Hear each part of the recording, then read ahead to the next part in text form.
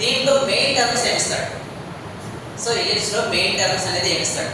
So draw the ellipse or parabola or hyperbola okay by using eccentricity method అంటాడు. So eccentricity method అనేది మనకి ఇచ్చేది small e equal to vf by vc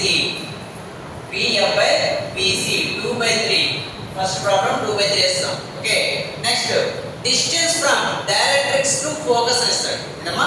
distance from directrix to focus అంటే c to f అన్నమాట distance ఇచ్చేది మనకి అంటే cf distance ఓకేనా?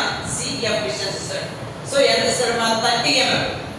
సో మాక్సిమం ఎక్కువ ఇచ్చేది 30 mm ఇస్తాడు okay. So draw the curves అంటాడు. డ్రా ది కర్వ్స్ మూడింటిలో కూడా అదే ప్రాబ్లం. సో ఈ పారాబోలా వచ్చినప్పటికి ఎసెంట్రిసిటీ వాల్యూ 1 అవుతుందమ్మా. ఎసెంట్రిసిటీ వాల్యూ ఎంత అవుతుంది? 1 అవుతుంది. అదే ఈ ప్రాబ్లం వచ్చినప్పటికి ఎసెంట్రిసిటీ వాల్యూ 3/2 అవుతుంది. ప్రాబ్లం అంతా సేమ్ ఓకే. సో ఈ కండిషన్ వచ్చినప్పుడు ఎలా చేయాలి? ప్రతి ప్రాబ్లం కూడా ఎలా చేయాలో ఒకసారి చూడమ్మా.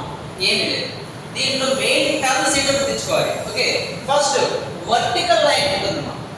వర్టికల్ లైన్ ఓకే, ఇది వర్టికల్ లైన్. ఈ వర్టికల్ లైన్ ని టీడీ లైన్ అంటారు. ఏమంటారమ్మా?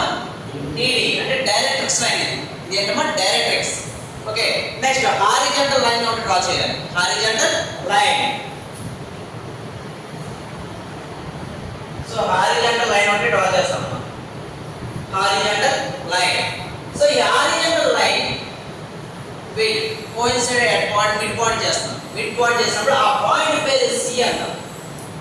పాయింట్ పేరు C అంటాం. So first mark the distance directrix to focus. Mark the distance directrix to focus అంటే ఎంత ఇచ్చాం? ఎంత ఇచ్చారా? 30 mm ఇచ్చాం ఓకేనమ్మా. 30 mm ఇచ్చాం. సో 30 mm డిస్టెన్స్ ని మనం మార్క్ చేస్తాం. First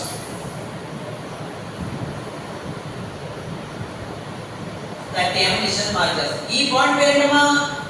F is the fixed point.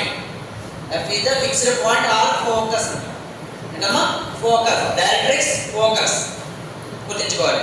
Next main word is the vertex.